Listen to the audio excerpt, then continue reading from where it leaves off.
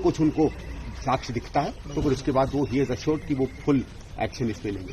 पहली चीज ये थी कि हमने कहा कि साहब इस आम आदमी पार्टी ने और उसके नेताओं ने एक शगुफा छोड़ा दिल्ली में कि कोई 1000 रुपए की स्कीम एग्जिस्ट करती है, उसमें लोगों को अभी 1000 रुपया मिलेगा और 2 महीने बाद चुनाव में अगर वो दोबारा जीत कर आते हैं तिवारा तो 2100 रुपये बढ़ जाएगा।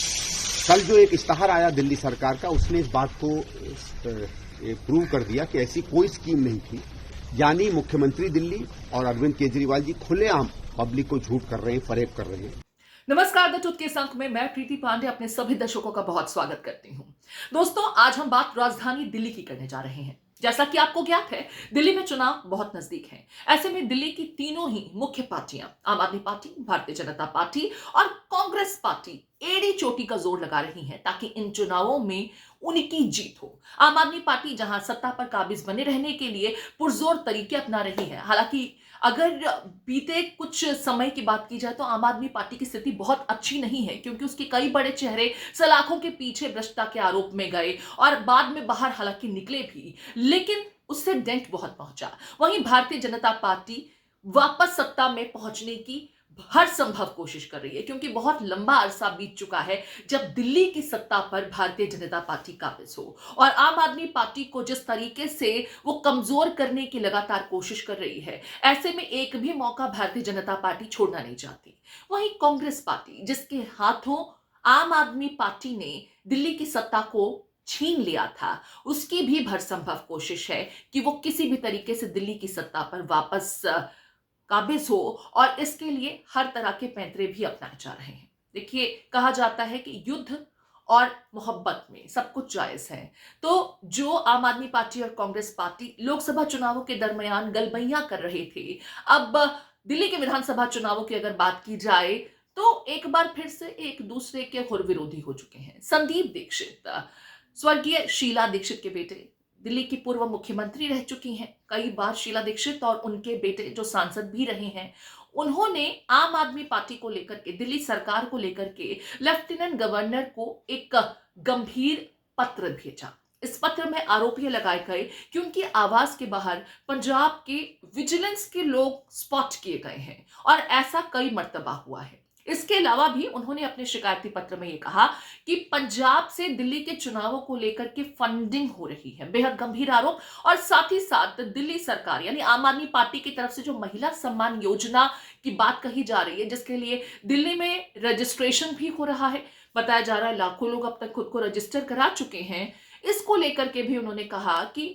एक प्राइवेट बॉडी का लोगों की डेटा को एक्सेस करना क्या निजता का उल्लंघन नहीं है और क्या ऐसा करना गलत नहीं है, इसकी जांच होनी चाहिए।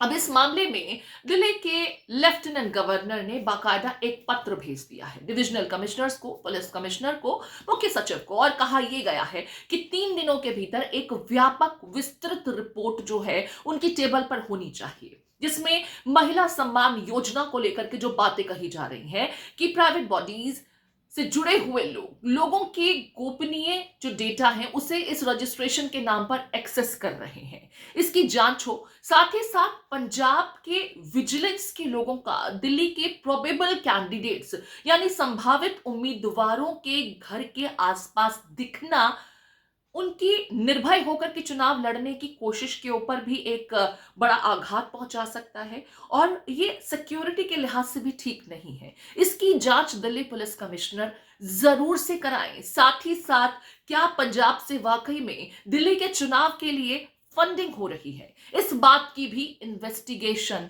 होनी चाहिए। देखिए, संदीप दीक्षित जी हमारे वरिष्ठ नेता हैं और अगर वो कोई आरोप लगा रहे हैं तो उस आरोप में गंभीरता है, क्योंकि वैसे वो कोई आरोप नहीं लगा देते कि पंजाब पुलिस या उसके लोग उनके घर के आसपास या जिन प्रत्याशियों को टिकट मिला उनके आसपास दिख रहे हैं। ये बहुत गंभीर चिंता का विषय है। हमारे नेताओं की सुरक्षा सबसे पहले दिल्ली पुलिस को सुनिश्चित करनी चाहिए, एक बात। लेकिन मैं आपके माध्यम से पंजाब पुलिस से आग्रह करता हूं कि हे प्रिय पंजाब पुलिस, पंजाब एक बॉर्डर स्टेट है, वहां सुरक्षा की ज्यादा जरूरत है। वहां के युवाओं का भविष्य नशे के गर्त में जा रहा है। आप पंजाब पे फोकस करिए। दिल्ली के लॉ एंड ऑर्डर का बुरा हाल तो वैसे ही हमारे गृह मंत्री अमित शाह जी कर चुके हैं। न दिल्ली में व्यक्ति सुरक्षित है, न दिल्ली में बेटियां सुरक्षित हैं। और जो सबसे इंपॉर्टेंट बात आपकी है कि देखिए अभी ये सरकार में है, अगर ये चाहते और ये वाकई अगर दिल्ली की महिलाओं का भला करना चाहते और ये जो 2100 रुपए की बात कर रहे हैं उसे नोटिफाइड करके दे देते। अभी तो आचार संहिता नहीं लगा है। आम आदमी पार्टी और अरविंद केजरीवाल का सिर्फ एक ही मकसद है, फिर से दिल्ली के लोगों को बेवकूफ बनाना। लेकिन अब दिल्ली के लोगों के नाक और सर के ऊपर पानी आ गया। उन्होंने कोविड में देखा था कि किस तरह से अरविंद केजरीवाल चुप और खामोश बैठे थे, किस तरह से अपना वो शीश महल बनवा रहे थे। लोगों ने देखा। तो इस बार अरविंद केजरीवाल और आम आदमी पार्टी की विदाई बिल्कुल तय है, सुनिश्चित है। देखिए, इनकी ये जो योजना है इसमें कोई दो राय नहीं। जो महिलाओं को सम्मान ना देकर के एक फर्जीवाड़ा चलाने का काम इन्होंने जो किया है, क्योंकि ये योजना धरातल पर आ नहीं सकती है। कुछ ही दिनों में चुनाव डिक्लेयर होने वाले हैं। सरकार की तरफ से कोई प्रक्रिया चालू नहीं की गई। आम आदमी पार्टी के विधायक अपने कार्यालयों में फॉर्म भर रहे हैं जिनका कोई औचित्य नहीं है।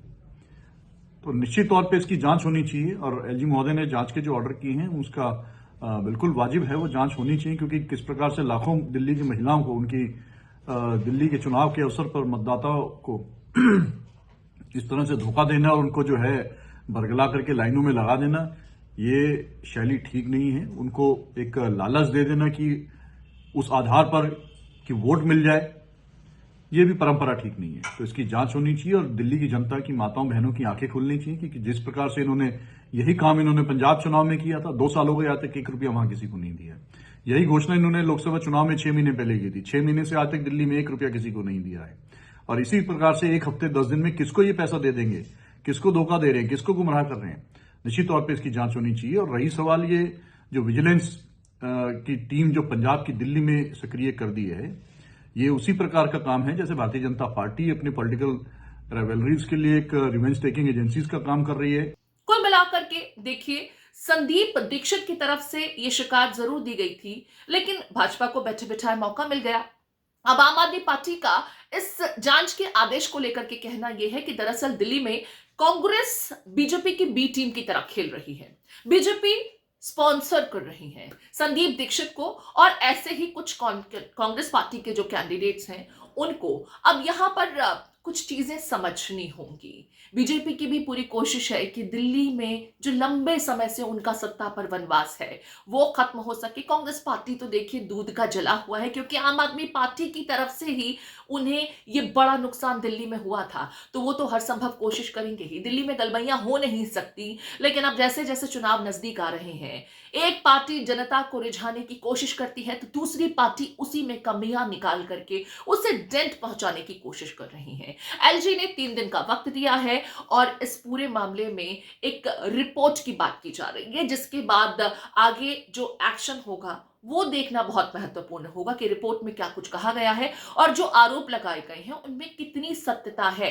अगर इस रिपोर्ट में कुछ भी ठोस पाया गया आम आदमी पार्टी और उनकी तमाम कोशिशों के खिलाफ, तो जाहिर है चुनाव से पहले आम आदमी पार्टी के लिए यह बड़ा नुकसान होगा। हालांकि आम आदमी पार्टी की तरफ से भी इसको लेकर के प्रतिक्रिया दी गई है। उनका सीधे तौर पर कहना है कि क्योंकि हम महिला सम्मान योजना लेकर के आए हैं और हम महिलाओं को आर्थिक रूप से सशक्त बनाने की कोशिश कर रहे हैं। फिलहाल 1000 और बाद में 2100 रुपए का प्रावधान, लेकिन बीजेपी महिला विरोधी है, बीजेपी की सोच महिला विरोधी है, इसलिए वो जानबूझ करके इस तरह के आदेश जारी करके दिल्ली की महिलाओं को उनके अधिकार से वंचित रखना चाहती है।